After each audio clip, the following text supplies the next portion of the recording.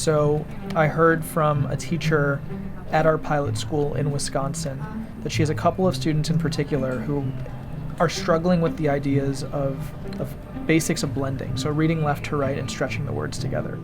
So I have a little hacky demo of what it would look like for a kid to like drag their finger on the screen and hear that word blended together for them. Flag. And I'm not sure if it'll be as helpful as I'm envisioning, but that's what we're going to learn when you actually put this in front of students and see how they respond. This is the final immediate protocol. Also get in and confirm I am Viv Ramakrishnan. I am the co-founder and CEO of Project Read. And in my past life, I was both a teacher and a school leader.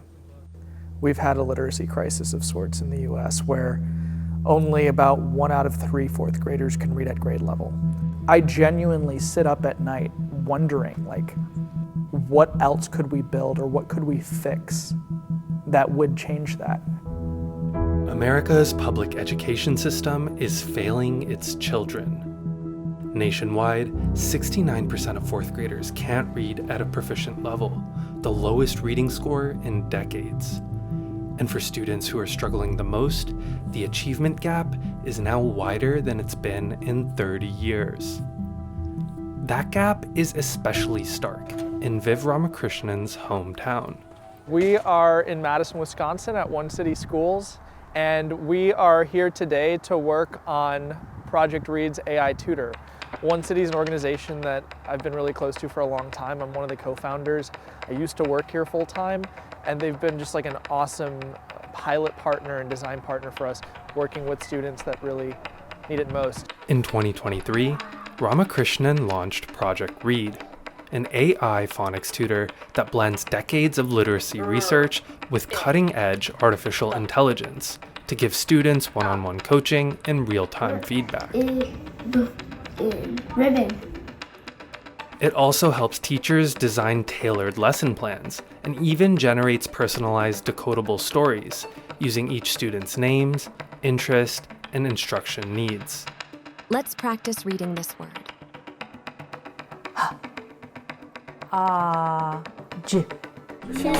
Today, the platform is used in hundreds of thousands of classrooms worldwide, but Ramakrishnan is still building it hand in hand with the students and staff at One City Schools.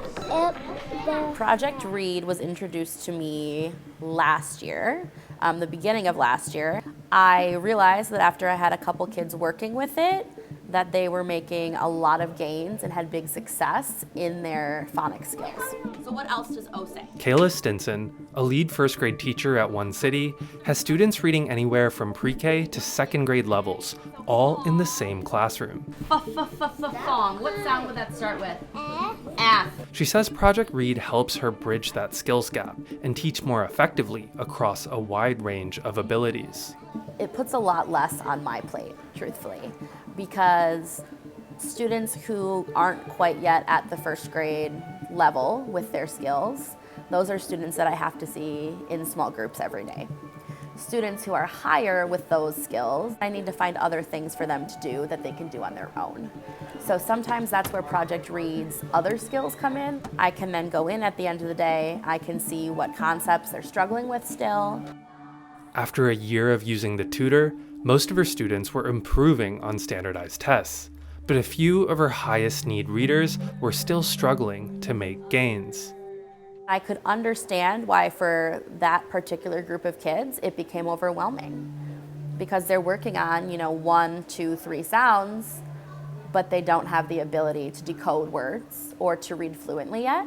And then that's when it hit me. I said, okay, I need to reach out to Viv and figure out, if we're not even at this step yet, what can I do? What else can I do? Also seems like we're one of the few classes. The tutor wasn't helping some of her students who were struggling with blending, or going from sounding out individual letters to saying them together to form a full word. Do you want to go work with Mr. Viv? So Stinson wrote Ramakrishnan an email. Within a week, he was in her classroom, testing out a new prototype. Ready to try again? Yes. Okay, let's do it. Go for it. Sap. Sap. Like sip. You got it. How do I? It went well. clearly the slider is helpful, and she liked playing it back and forth. I could think she could feel herself manipulating the word, and so that's the goal. Bye. Bye. I'll see you later. Was it fun? She said Okay, it was I'm glad fun. to hear that. I saw you had an app up on your phone. Yeah, I mean, I'll show you what it looks like. Yeah. It's like, essentially after you emailed me last week, I was like, okay, what can we do? So, Yeah. The slider tool Ramakrishnan was testing on this trip is just one of the many features he's built or rebuilt during his regular visits to one city. The charter school has been an ideal partner for this kind of hands-on iterative development since agreeing to pilot the AI tutor in early 2024. Today, they're testing it with about half of their 1st through 3rd grade students, tracking how effective it really is. In our classrooms, the students who are practicing at least 10 minutes a week using the AI tutor increased their percentile rank by 20% or more in comparison to students who did fewer than 10 minutes or not at all. What I appreciate about Project Read, the AI tutor, is it's a completely new way of thinking about how to give students feedback in the classroom. Principal Maria Dislin has worked in education for 30 years. She says innovation is necessary to close the achievement gap, especially in Wisconsin, a state where 4th grade reading scores for Black students are the 2nd worst in the country. So currently in the state of Wisconsin, somewhere between 8 to 10% of students who identify as Black are proficient in reading. Yeah, 8 to 10%. Last year, we had 12% of students proficient in 3rd grade, and it went up to 18%. Considering that 90% of our students in our school identify as Black, we are outperforming the state average. You have to have the courage to be willing to try something that hasn't been tried, even if it fails. Piloting Project Read is just part of one city's strategy to close the achievement gap. Serving students with higher rates of poverty and special needs, the school is taking a holistic approach, from home-cooked meals to a credit union and down payment assistance program for parents, and offering an extended day and year, which helps working families with childcare and reduces academic slide in the summer. Schools for Black people were more than just a place where kids learned. It was a place where families convened. It was a place that fed families, clothed families, became your community center, all of that. So I said, I'm gonna go back to the old days and bring a school that really focuses on giving kids a good, robust childhood so that they feel important. This is my city, and it always helps us even though it's hard. That's my cousin. That's my cousin. And this is one city. One city. One city. One city. One city. Hello. Kaleem Kher, One City's founder, envisions the school as a model for others to learn from. His ambitious vision is rooted in his experience growing up Black in Madison. South Madison, where you are now, is the first place we could really freely buy homes in Madison. They call it Hell's Half Acre. And then this is where I grew up, right here, 2130 Fisher Street. We started to see a change when the violence and the gangs and stuff came, and the drugs in the 80s. And then one of the reasons for the schools that I've done is that growing up in that neighborhood, I counted 75 guys that I grew up with. And out of those 75 guys, 56 of them had done time in prison or jail. And to this day, only 9 of us have our 4-year college degrees. You know, Wisconsin has been considered the worst place to raise Black children and be Black in the country. Kher spent decades working on education policy and high school graduation rates at the national level before coming back to his hometown to make a difference in his own community. You ignore the fact that we're not growing under you. You know, we're buried underground, and Madison was comfortable with that. And so now I'm coming and saying, you guys said you closed the achievement gap. It's bigger than ever. People got upset. You guys, I came up through your schools. I was in the data set in 1987 as a sophomore when they told you that 77% of us had an average of D or lower. Y'all didn't do nothing. The public high school that CARE graduated in the late 1980s is the same school that Ramakrishnan attended nearly 25 years later. And after a generation, Ramakrishnan saw the same patterns and the same failures still playing out. When I was playing football at my high school, I was one of the only students that looked like me on the team. Most of my friends on the team were African American. I played hockey. I was also the only person that looked like me on the team, and most of my friends were white. But I just saw vastly different, paths in life unfolding for my friends, like starting in high school. And it just struck me as profoundly unfair. And I think being both literally and figuratively the brown kid in the middle, what I was seeing in the Madison school system where I'd grown up since I was a kid was a status quo I was not okay with. And I felt like we needed to try something different. Ramakrishnan became an education activist in high school, calling out a stark statistic in an op-ed. Only 48% of Black students were graduating from Madison's public schools. That's how CARE first found him and hired him to help co-found One City. And since then, Ramakrishnan has worn nearly every hat: teacher, school administrator, and when staffing fell short, he even stepped in as custodian or cafeteria chef, sometimes for months at a time. We wanted to try Project Read AI first and foremost because of its founder, Viv. He could be doing a million other things, man. The dude is super bright and brilliant, but he cares this much.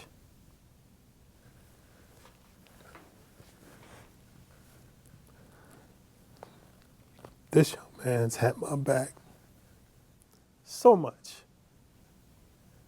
He's my kid's age, man. I can rely more on them and their generation than my own. And that shit hurts. But it also feels good that they care. And when I know I'm sitting here with somebody who could be making millions, that's a brain he's got.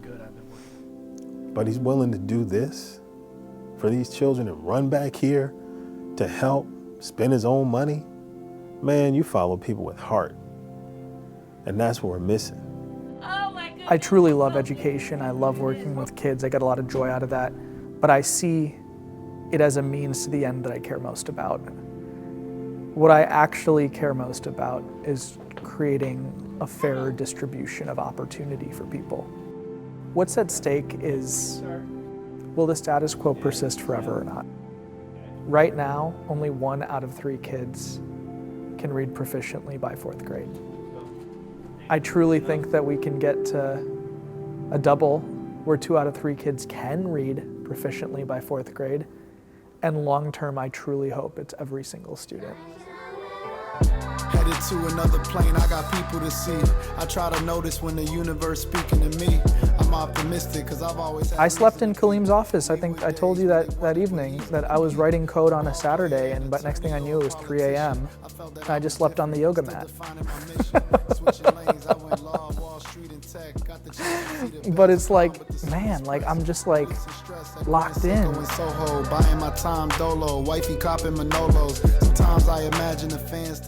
Take your time to look at the letters and listen to how this word sounds. Ron. Honestly, I don't know. It's all pro bono. I'm pouring out my soul. That's compensation in itself. If no one listens, then it's Why are you recording? We're making a video about One City. Good morning. You got an outlet, no matter what your occupation is, as long as you. It's wild, man, to be here 10 years. It feels like some days it went real fast and other days it went real slow. Feels slow when you're scrambling for resources, like, can somebody please help us? But the fact that the community's gotten behind us, we have almost 500 children now. It feels great to be here at this moment, man. I'm just looking forward to getting to 1,000 kids and having people learn from what we've been doing so we can scale. It's all fun and games. Until. All right, let's do some words. Spell the word flash. And you can imagine a kid using their finger, right? I got a story to tell, documentary worthy. I wonder what. Wow, so this is all new, like this whole writing tool? Yeah, I built it over the weekend. It's a prototype. Damn. Correct. Isn't that sick? There's just something really energizing about being around kids. And by the time I left that last week there, the same ones who didn't want to read at the beginning or like hanging on my shoulder, like my arm when I walked, it's great. But it's like, the stats are not good. Like, one city's doing better. Like, African-American students at one city are reading at like 10 percentage points higher than what you see in the local school district, right? They've had large gains over the last year. But,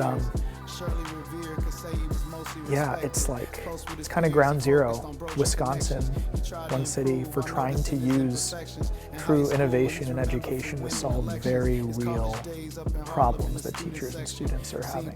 He was trying to make a good impression. I haven't been to class in years, but I'm minding lessons. A lot of days I'm feeling lost, but I'm finding blessings. Yeah.